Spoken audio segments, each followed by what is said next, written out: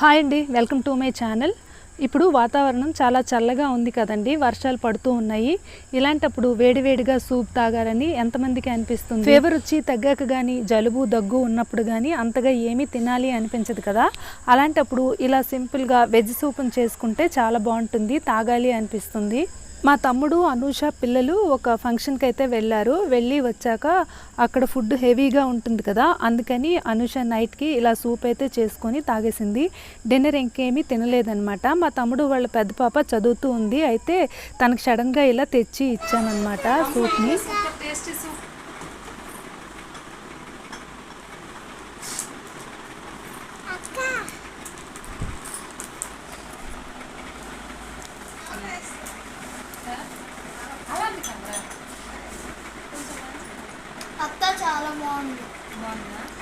Thank you for watching. Subscribe my channel.